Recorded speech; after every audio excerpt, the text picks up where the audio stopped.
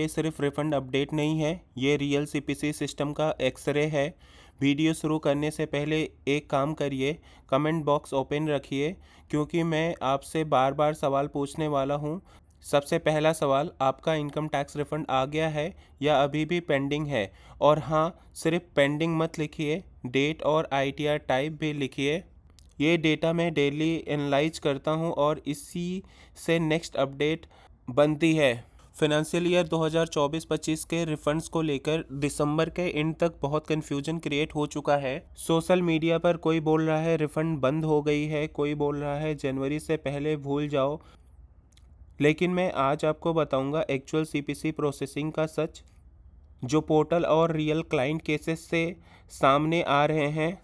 Refunds आ रहे हैं लेकिन सबको नहीं, और इसी सिलेक्शन प्रोसेस को समझना आज सबसे इम्पॉर्टेंट है। आप स्क्रीन पे देख पा रहे हो, मैंने 14 दिसंबर से 25 दिसंबर तक का डेटा प्लॉट कर दिया है सो दैट आपको समझने में इजी हो। 14 दिसंबर को आप देख पा रहे हो 7.61 करोड़ आईटीआर प्रोसेस हुए थे, जो बढ़ के 25 दिसंबर को 7.82 करोड़ हो गया, यानी कि 21 लाख का इंक्रीमेंट है टोटल आईटीआर प्रोसेस में। ये अभी तक का सबसे हाईएस्ट नंबर है दिसंबर में, पिछले जून, जुलाई, अगस्त, सितंबर के कंपेरिजन में ये सबसे हाईएस्ट नंबर हैं जो आईटीआर प्रोसेस हुए हैं। आप डे बाई डे भी देखोगे तो 14 से दिसंबर से 15 दिसंबर के बीच में 2 लाख का इंक्रीमेंट हुआ। सेम वे 15 से 16 दिसंबर के बीच में 5 लाख का इंक्रीमेंट हुआ। This is one of the highest spike in ITR process last 3 month. कोई इंडिविजुअल डे पे इतना आईटीआर प्रोसेस में स्पाइक हो, ये 15 से 16 दिसंबर के बीच ही हुआ, नहीं तो नॉर्मली 1 से 2 लाख ही आईटीआर प्रोसेस हो रहे हैं। आप 24 से 25 दिसंबर देखोगे तो इस बीच में 2 लाख आईटीआर प्रोसेस हुए। आइए समझते हैं और इसके डिटेल में। एग्जैक्ट नंबर 22 दिसंबर से लेके 25 दिसंबर का मैंने इनकम टैक्स पोर्टल से स्क्रीनशॉट लगा दिया सो दैट आपको समझने में ईजी हो। On 22 December total ITR verified and process was 7,77,94,475, which increased to 7,79,859 on 23rd December. Further, this number increased to 7,80,42,176 by 24th December. This further increased by 7,82,31,215 on 25th December. So if you compare 25th December number by 24th December, so you came to know approx 2 lakh ITR has been processed in a single day. So considering जो ये day wise number plotted है, one can assume and easily see कि हाँ there is substantive number of ITR processing day by day. अब एक और important interaction, comment में लिखिए क्या आपको इनकम टैक्स डिपार्टमेंट से कोई मैसेज, ईमेल या पोर्टल नोटिफिकेशन आया है। अगर आया है तो सेक्शन नंबर लिखिए, जैसे 143 subsection 1, 143 subsection 1A, section 139 subsection 9, AIS/TIS का कोई अलर्ट या सेक्शन 245 का कोई एडजस्टमेंट।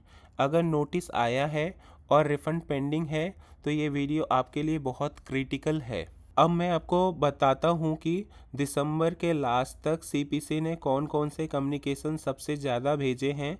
सबसे कॉमन है सेक्शन 143(1) का इंटीमेशन। बहुत लोग कमेंट करते हैं सिर्फ इंटीमेशन आ गया है पर रिफ़ंड नहीं आया। ध्यान से समझिए, सेक्शन 143 सबसेक्शन 1 का मतलब होता है प्रोसेसिंग कंप्लीट। रिफ़ंड क्रेडिट होना अलग स्टेप होता है। अगर इसके बाद भी रिफ़ंड नहीं आया तो कहीं ना कहीं बैकएंड चेक चल रहा होता है। दूसरा सबसे कॉमन नोटिस है सेक्शन 143 सबसेक्शन 1 क्लॉज ए का, और यहीं से रिफ़ंड डिले का गेम स्टार्ट होता है।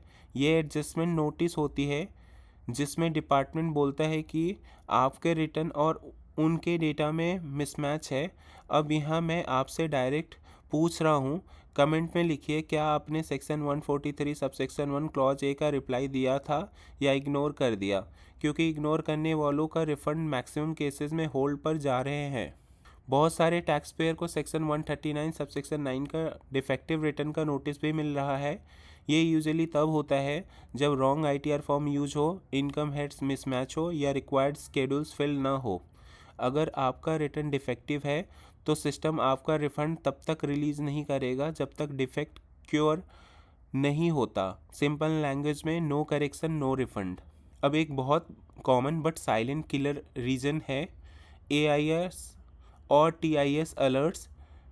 कोई लोग बोलते हैं सर मैंने फीडबैक दे दिया है फिर भी रिफ़ंड नहीं आया। सिस्टम ऑटोमेटेड है और फीडबैक रिफ्लेक्ट होने में टाइम लगता है। जब तक AIS TIS क्लीन नहीं होता रिफ़ंड पाइपलाइन रुक जाती है। अगर आपका रिफ़ंड अमाउंट थोड़ा बड़ा है तो रिस्क फ़िल्टर और स्ट्रिक्ट हो जाता है। अब एक सवाल जो मुझे डेली मिलता है, सर रिफ़ंड इशूड दिखा रहा है पर बैंक में नहीं आया। यहाँ मैं आपसे एक और इंटरेक्शन चाहता हूँ। कमेंट करिए आपका बैंक फुल्ली वैलिडेटेड है या नहीं।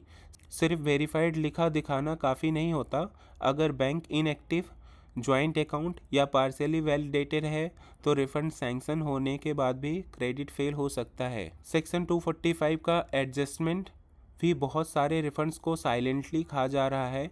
पुराने डिमांड चाहे 100 का ही क्यों ना हो, अगर पोर्टल पे पेंडिंग दिखाता है तो सिस्टम ऑटोमेटिक एडजस्ट कर देता है।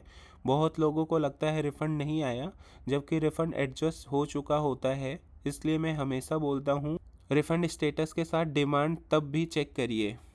अब सबसे इम्पोर्टेंट सवाल, आगे रिफ़ंड कब आएंगे?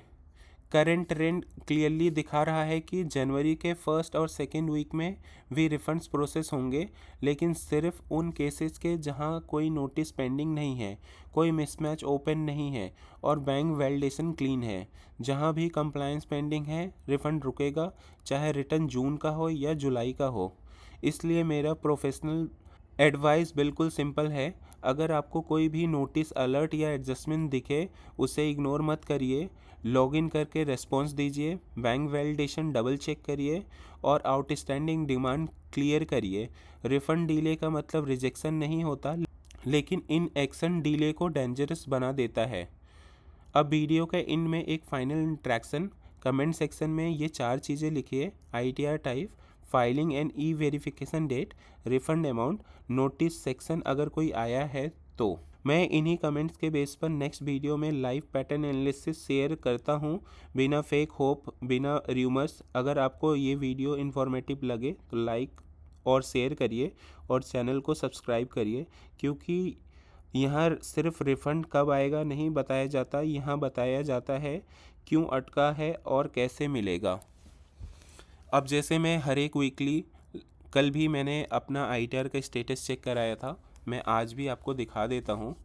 आप स्क्रीन पे देख पा रहे होगे, मैंने ITR 3 फाइल किए थे 14 सितंबर को, सेम डे वेरीफाई भी कर दिया था। मैंने AIS 26 AS सब कुछ मैच कर लिया है, फिर भी मेरा ITR प्रोसेस नहीं हुआ है। हालांकि मैंने सितंबर में फ़ाइल किया था। बहुत सारे लोगों के केस में जुलाई अगस्त का भी है ITR प्रोसेस नहीं हो रहा, तो घबराने की बात नहीं है। ये ITR बड़े ITR होते हैं, ITR 3, तो इसमें टाइम लगता है। यदि आपका ITR 1, ITR 4 है, जून जुलाई का है, ITR अमाउंट बड़ा है, तो भी चांसेस होते हैं कि जल्दी प्रोसेस ना हो। और इस साल से उन्होंने रिस्क बेस्ड वेरिफिकेशन कर दिया है, तो उससे और थोड़ा सा टाइम लग रहा है, बट घबराइए नहीं। उम्मीद है रिटर्न आपका जल्दी प्रोसेस हो जाएगा, रिफ़ंड भी जल्दी आ जाएगा। जैसे आपको रिफ़ंड आ जाए तो आप कमेंट में ज़रूर बताइएगा। Thank you.